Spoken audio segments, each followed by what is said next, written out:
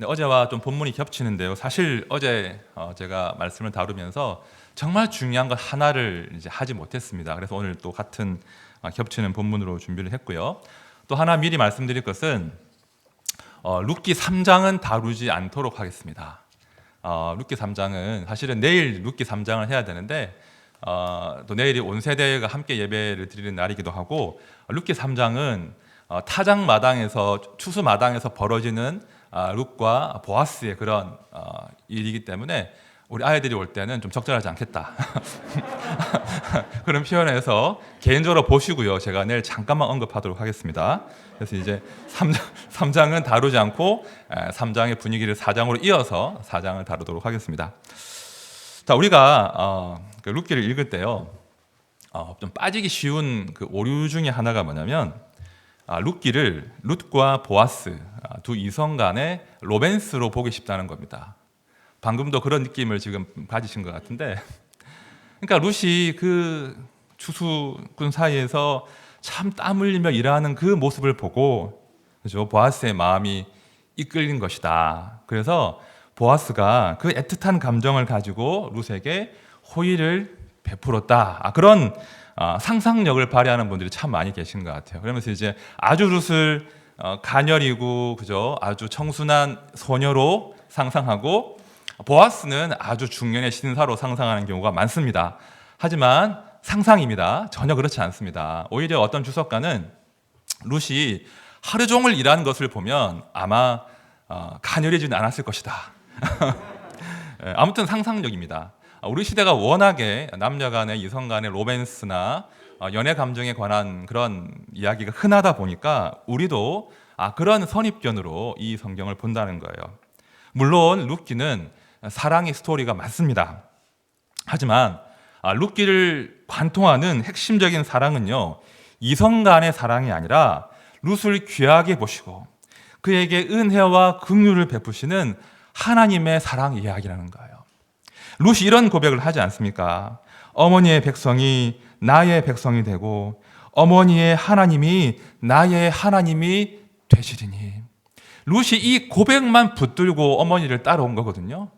하나님께서 이 룻의 결심, 그 결심을 귀하게 보시고, 그래, 네가 틀리지 않았다, 네가 옳다, 너의 선택과 결심이 옳은 것이다, 이것을 당신의 사랑으로 증명하시는 것이 바로 룻기 스토리죠. 사실 룻기를 읽어보시면요, 룻을 아주 의도적으로 모압 여인 룻 이렇게 표현을 합니다. 그냥 룻이라고 하거나 며느리, 나오미의 며느리 이렇게 할 수도 있는데, 아주 의도적으로 모압 여인 룻 이런 표현이 반복되는데요. 그 의도가 뭐겠습니까? 그 저자의 의도는 확실해요. 룻이 처량한 여인이라는 겁니다. 유대인들이 증오하고 멸시하는 이방인 여자인데, 그것도 모자라서 남편도 없는 과부, 철저하게 무너진 인생, 아무런 소망도 아무런 기대도 할 수 없는 인생, 그것을 룻기 저자가 지금 반복적으로 설명하는 거예요. 자, 그래서요, 어제 우리가 말씀을 보면서 이 룻이 엄청난 호의를 받지 않습니까? 보아스를 통해서. 모두의 예상을 뛰어넘는, 도무지 일반적인 상식으로는 기대할 수 없는 호의를 룻이 받은 거예요. 말도 안 되는 기적이었죠. 자, 누구보다 룻 자신이 압니다. 내가 어떻게 이런 호의를 받을 수 있는가? 도무지 기대할 수 없는 일이 벌어졌음을 룻 자신이 고백하는 거예요. 그게 10절의 내용입니다. 룻이 엎드려 얼굴을 땅에 대고 절하며 그에게 이르되, 나는 이방 여인이거늘 당신이 어찌하여 내게 은혜를 베푸시며 나를 돌보시나이까 하니. 어떤 번역본을 보면요, 그에게 이르되가 아니라 그에게 소리치되라고 되어 있어요. 너무나 그 호의가 놀라워서, 깜짝 놀라서 소리를 지르면서 그 앞에 무릎을 꿇고 얼굴을 땅에 대고 엎드린 겁니다. 자, 세 번역으로 제가 10절을 읽어보겠습니다. 저는 한낱 이방 여자일 뿐인데 어찌하여 저 같은 것을 이렇게까지 잘 보살펴 주시고 생각하여 주십니까? 룻의 고백이었죠. 제가 이 10절의 말씀을 한참 동안 묵상을 하면서 마음이 굉장히 짠하더라고요. 왜 짠했냐면 이 룻이라는 여인이 정말 오랜 기간 동안 사람들의 진심 어린 그 관심과 호의를 받지 못했구나. 그걸 제가 느낄 수 있더라고요. 남편을 잃고 시어머니와 함께 유대로 이주한 이주민 여성입니다. 그죠? 아주 불쌍하고 누가 봐도 소망이 없는 여인이에요. 사람들은 룻을 딱 그 정도로 취급했을 겁니다. 동네 사람들은 룻을 적당히 무시하면서 또 적당히 불쌍한 사람 정도로 대했다는 거예요. 그런 눈으로 바라보았다는 거예요. 그러나 보아스는 그 룻이라고 하는 그 한 사람을 본 거예요. 지금 살기 위해서 결심하고 밭에서 애처로울 만큼 흡사 개처럼 일한 그 여인을 보고 그 여인 영혼 자체에 집중한 겁니다. 그리고 그 여인의 영혼을 살피고 그녀에게 호의를 베푼 것이죠. 그걸 룻이 알게 된 겁니다. 여러분, 우리가 누군가를 진심으로 바라보고 마음을 다해서 위로하면요, 그 사람에게 마음이 전해집니다. 그죠? 룻이 정말 오랜만에 나라는 사람을 한번 생각해주고 나라는 사람을 염려하고 나라는 사람을 보살피는 그 사랑을 그 호의를 지금 마주한 것입니다. 어찌하여 저 같은 것을 이렇게까지 잘 보살피시고 생각하여 주십니까? 룻이 감당할 수 없는 은혜를 지금 경험한 것이죠. 제가 이 고백을 묵상하면서 한편으로는 짠했는데요, 또 한편으로는 이거구나. 이런 자기를 낮추는 이런 겸손함이야말로, 이런 고백이야말로 우리가 하나님의 호의를 받을 수 있는 그런 태도이구나. 그걸 제가 깨달았어요. 그러면서 제가 마가복음에 나오는 수로보니게 여인의 그 말씀이 떠올랐습니다. 제가 말씀을 읽어보겠습니다. 우리 같이 읽을까요? 같이. 시작. 이에 더러운 귀신 들린 어린 딸을 둔 한 여자가 예수의 소문을 듣고 곧 와서 그 발 아래에 엎드리니 그 여자는 헬라인이요 수로보니게 족속이라. 자기 딸에게서 귀신 쫓아내 주시기를 간구하거늘 예수께서 이르시되 자녀로 먼저 배불리 먹게 할지니 자녀의 떡을 취하여 개들에게 던짐이 마땅치 아니하니라.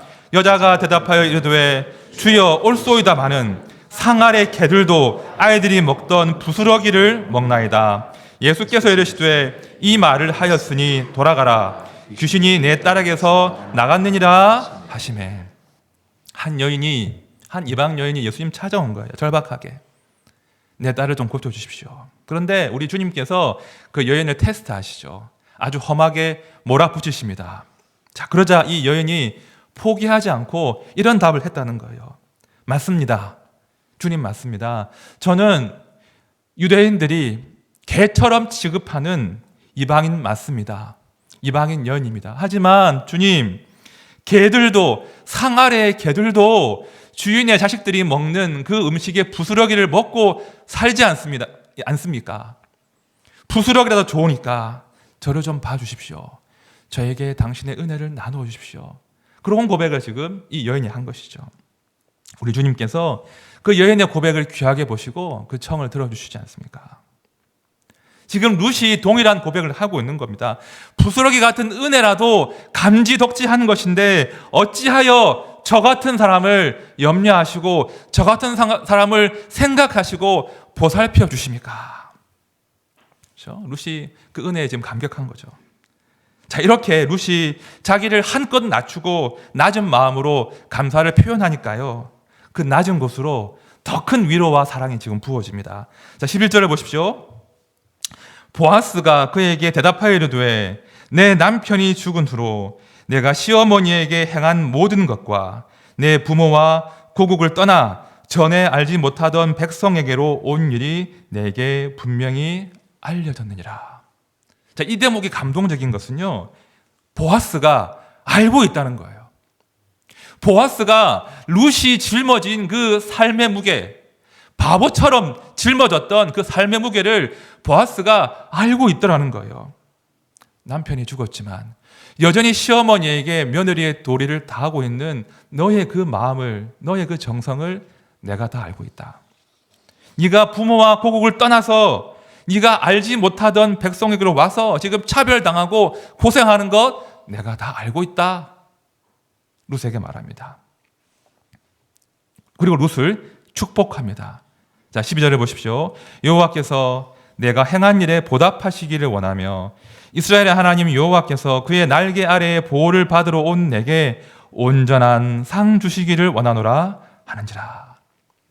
자기의 형편을 알아주는 것만도 감사한데 축복까지 해주는 거예요. 그런데 그 보아스의 축복의 말들이 예사롭지가 않습니다. 하나하나가 그 룻의 마음을 울리는 그런 축복이었습니다. 여호와께서 네가 행한 그 일에 반드시 보답하실 것이다. 하나님께서 그의 날개로 품어서 너를 보호하실 것이다. 너는 보호자가 없지만 하나님이 너의 보호자가 되어주실 것이다. 그리고 하나님께서 너에게 온전한 상을 주실 것이다. 여러분 룻이요, 이 위로와 축복의 말을 들을 때 보아스의 말로 들었겠습니까? 아니면 하나님의 위로를 받았겠습니까? 룻이 하나님의 위로를 느꼈을 거예요. 와, 하나님께서 이 보아스를 통해서 나에게 위로하시고 축복하시는 거구나. 하나님께서 내 인생을 인정해 주시고 내 인생을 틀리지 않았음을 증명해 주시는구나. 보호해 주시는구나. 나에게 상 주시는구나. 그죠? 룻의 소망이 지금 다 이루어지는 거예요.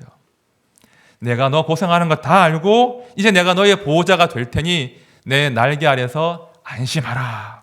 그죠? 이것보다 큰 축복이 어디 있겠습니까? 룻이 겸손하게 자기를 낮추고 주신 것에 감사하니까 그 마음 가운데 더 큰 위로와 축복이 지금 부어지더라는 겁니다.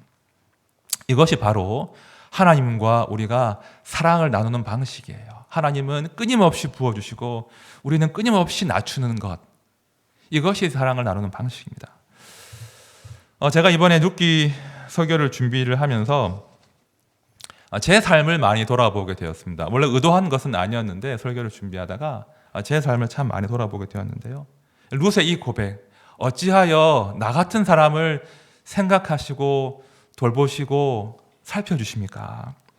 이 고백이야말로 내 고백이구나 하는 그런 감동을 받았습니다. 야, 나 안영주, 나야말로 정말 분에 넘치는 하나님의 사랑으로 지금 여기에 살고 있구나 하는 고백을 제가 순간순간 많이 했습니다. 제가 설립 예배 할 때 제 스토리를 좀 나눴었죠. 저는 누가 봐도 양팔이 떨어진 사람 아니었습니까? 부모님이 일찍 돌아가셨으니까 떨어진 양팔로 팔 없이 살아야 되는 그런 사람이었습니다. 사람들이 저희들 위로하셨지만 그 보는 눈들이 참 무거웠어요. 저것들이 무슨 인생의 소망이 있겠나? 저것들이 어떻게 부모 없이 이 고된 세상을 살아낼 수 있을까? 그런 눈으로 저를 바라보던 것이 막 기억이 납니다. 자, 그런데 지금 저를 보십시오. 제가 죽지 않고 살아서, 그죠? 엉뚱한 일 하면서 인생 낭비하지 않고 제가 주의 일을 감당하고 있지 않습니까? 이것이 얼마나 큰 은혜인지 모릅니다. 제가 다시 한번 깨달은 거예요. 룻기를 묵상하는 가운데. 흡사 길바닥에 버려진 그런 걸음 같았던 제가 이제 목회자가 되어서 이렇게 설교하는 그런 사람이 된 거죠. 외롭게 살던 제가 아이가 넷이나 있는 대가족의 가장이 되었습니다. 그죠? 넷이나 주셨어요. 왜 넷이나 주셨을까? 저 하나님의 위로로 받습니다. 외롭게 살았으니 이제는 좀 바쁘게 살거라. 번거롭게 살거라. 이 복으로 제가 받았습니다. 그죠? 그리고 아버지보다 벌써 제가 10년 더 살았거든요. 아버지보다 훨씬 더 오래 살면서 아내와 아이들을 돌볼 수 있으니 또한 얼마나 감사합니까? 그리고 이렇게 교회가 조롱당하고 교회가 무너지고 교회에 소망이 없다라고 말하는 이 시대 가운데 이렇게 이 멋진 곳에 교회를 세워서 이렇게 좋은 분들과 목회를 할 수 있으니까 이게 얼마나 큰 축복입니까? 제가 룻기를 묵상하는 내내 와, 그렇구나. 어찌하여 내게 은혜를 베푸시나이까? 어찌하여 나 같은 사람에게 이런 과분한 은혜를 주십니까? 이런 고백을 제가 하게 되더라는 겁니다. 여러분, 우리가요 하나님의 은혜를 제대로 누리지 못하는 이유가 무엇이겠습니까? 왜 우리가 이미 주신 그 하나님의 그 놀라운 은혜와 호의와 동정을 알아채지 못하고 또 다른 무엇, 더 하면서 불만족과 불평 가운데 사는 것입니까? 내가 자격이 된다고 믿기 때문이에요. 내가 받을 자격이 된다고 믿기 때문입니다. 여러분, 인간의 품격이라는 책 아십니까? 유명한 책이죠. 데이비드 브룩스가 쓴 책인데요. 그 책에 보면 이렇게 이야기해요. 우리 시대를 빅미의 시대이다. 자기 과잉의 시대라는 거예요. 그죠? 겸손과 겸양의 문화는 사라지고 자신을 우주의 중심으로 보도록 권장하는 그런 문화로 바뀌었다는 것인데, 이 자기 과잉이 빅미의 시대가 우리를 더욱 큰 어려움 가운데, 불만족 가운데, 우울 가운데 빠뜨리고 있다는 것입니다. 끊임없이 권리 주장을 하면서 자기도 괴롭히고 주변 사람도 힘겹게 만든다는 것이죠. 나는 자격이 되는데 왜 이런 대우를 받아야 하는가? 나는 잘 살아야 하는데 왜 이런 형벌 같은 가혹한 삶을 살아야 하는가? 불평한다는 것입니다. 내가 그래도 열심히 살았고 내 자식을 훌륭한 자식으로 키울 그런 역량이 되는데, 나도 저 권사님처럼, 저 집사님처럼 훌륭한 아들, 딸을 둘 자격이 되는데 우리 자식은 왜 이런 것인가? 나도 저분처럼 자상하고 능력 좋은 남편과 함께 살 자격이 되는데 우리 남편은 왜 이런가? 나도 저 집사님처럼 따뜻한 음식도 잘하고 따뜻한 저 아내와 살 자격이 되는 것 같은데 우리 아내는 왜 이럴까?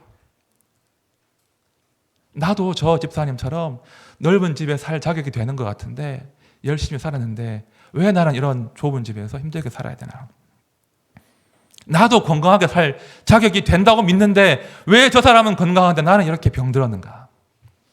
우리는 끊임없이 감사와 감격이 아니라 우리가 가지지 못한 것에 대해서 불평하고 나는 자격이 되는데 왜 이런가? 그런 마음 가운데 산다는 것입니다. 그래서 그것 때문에 하나님과의 관계에서도, 남편과 아내와의 관계에서도, 자녀들과의 관계에서도, 교회 안에서도 평안이 없는 거예요. 끊임없이 요구해야 되니까요. 끊임없이 권리를 주장해야 되니까요. 끊임없이 내가 더 높아져야 하니까요.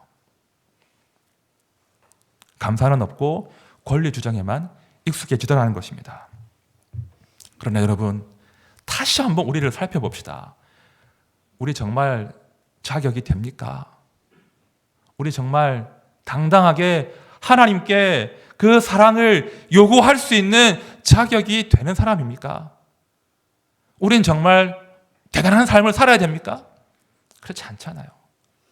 우리는 하나님 보시기에 아무것도 아닌 존재입니다. 하나님 보시기에 먼지 같은 존재가 우리라는 거예요. 그걸 인정하셔야 돼요. 그 낮은 마음 가운데 우리가 기대할 수 없었던, 우리가 도무지 바랄 수 없었던 하나님의 은혜가 부어짐을 기억하시길 바랍니다. 어찌하여 저 같은 것을 이렇게까지 잘 보살피시고 생각하여 주십니까? 룻의 이 고백이야말로 오늘 우리의 영혼을 살리고 우리의 가정을 살리고 우리 교회를 일어나게 하는 고백이라고 저는 믿습니다. 권리 주장이 아니라 내가 자격이 없음을 인정할 때 우리는 이미 주신 그 은혜를 잘 누릴 수 있습니다. 동시에 앞으로도 더 풍성한 우리의 낮은 마음, 감사하는 마음 가운데 임하시는 그 은혜를 더 맛볼 수가 있다는 것입니다. 그 은혜를 추구하십시오. 그것이 우리 성도의 힘입니다. 말씀을 정리합니다. 우리는요, 정말 자격이 없습니다. 그죠? 그러나 우리가 겸손하게 내가 하나님의 보호하심 가운데 살기를 원합니다. 하나님이 나의 하나님 되시기를 원합니다라고 결심하면 하나님은 넉넉히 우리를 보호해 주십니다. 이스라엘의 하나님 여호와께서 그의 날개 아래의 보호를 받으러 온 내게 온전한 상 주시기를 원하노라. 그렇죠? 우리를 향하신 하나님의 이 진실한 사랑이, 그리고 우리를 당신의 날개 아래에 품어주시는 우리 아버지 하나님의 그 넉넉한 사랑이 우리의 평생을 끌어가는 생의 동력이 되기를 진심으로 축원드립니다.